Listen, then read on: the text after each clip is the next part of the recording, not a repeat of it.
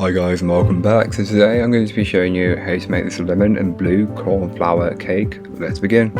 To get started on the recipe, you'll want to take your milk and add in your vinegar, then mix the two together and then set aside for 3 to 5 minutes and allow it to do its thing. While you're waiting for that, grab yourself a large mixing bowl and place in all of your dry ingredients, so starting with the flour followed by the sugar, salt and your raisin agent. Then give it all a good mix together until it's combined. You're looking for it to just be roughly combined. It doesn't need to be perfect, as we'll be working with it a bit later on.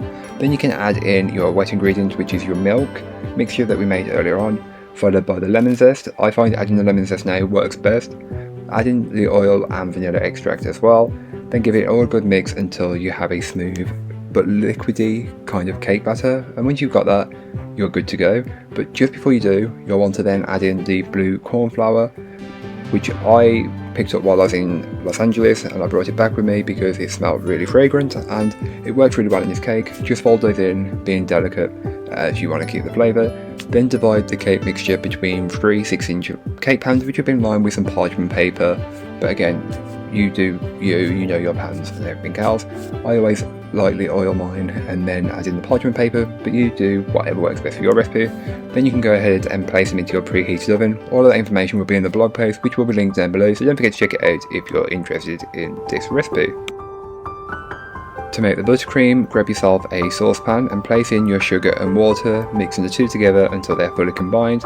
Then place them on the hob and allow them to come up to 121 degrees Celsius. While you're waiting for that, you can also go ahead and grab your stand mixer bowl and place in your egg yolks and then whisk these on a medium-high or very high speed until it becomes much lighter and fluffier in colour and consistency. It should go from a bright orange up to a much more paler yellow, almost white consistency, and the volume of it should have quadrupled or tripled or quadrupled at least. And then just keep mixing until you do, and you'll notice that you've got to the right stage. By that time, your liquid mix should have come up to temperature, so then turn the speed down a little bit and carefully add in the hot liquid into the egg, and just keep the mixer going and keep mixing until the bottom of the bowl can be touched with the back of your hand. Once it can, you can then go ahead and add in your butter chunk by chunk until it's all been fully incorporated. So take your time. As you can tell, I got a bit bored and impatient, but I already knew my buttercream was stable and was working, so I just kept mixing. Then add in your vanilla and just mix that in until it's fully incorporated. Don't forget to give it all a good scraping down. Then transfer it into a piping bag fitted with your nozzle of choice. I went with just a plain tip as I wasn't decorating the outside of the cake. Take my plate board or stand and place a blob onto the centre. That'll just secure the first layer of cake in place and also act as a kind of good base. Take your cake and then pipe blobs around the outer edge of the cake and a bit in the centre just to fill it in. You can decorate however you like, but I'm doing it this way. I created a little bit of a dam or a well and just added in some homemade lemon curd. I have a recipe for this as well. I will link it in the blog post, which is down below.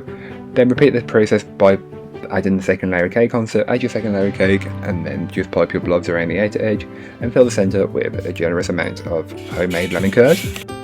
And then to finish your cake, you can do it however you would like, but I just placed my third layer of cake on top and pipe blobs on top of the outer edge, and then smooth it out on top, and then just use my small crank palette knife to create a swirl on the top of the cake, and then just take some lemon curd that's been fitted into a piping bag with no nozzle and just pipe around the swirl, so it just adds a little bit more of that lemon curd flavour. Although you're getting a generous amount inside of the cake, it's also good to have it on top as decoration.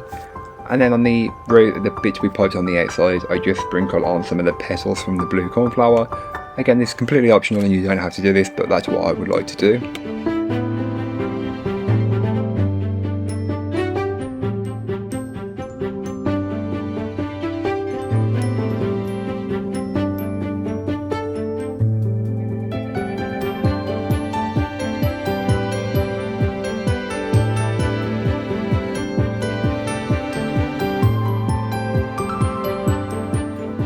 For me, this cake is very spring themed, but feel free to make it whenever you can. But that's all for today. I hope you enjoyed. If you did, don't forget to like, comment and subscribe for more from me, and I'll be back again soon with another recipe, so join me then. In the meanwhile, don't forget to check out the description. There'll be a link to this recipe, a link to my blog, and links to all my social media, so don't forget to go and follow me over on there. But that's all for today. I hope you enjoyed. Bye guys.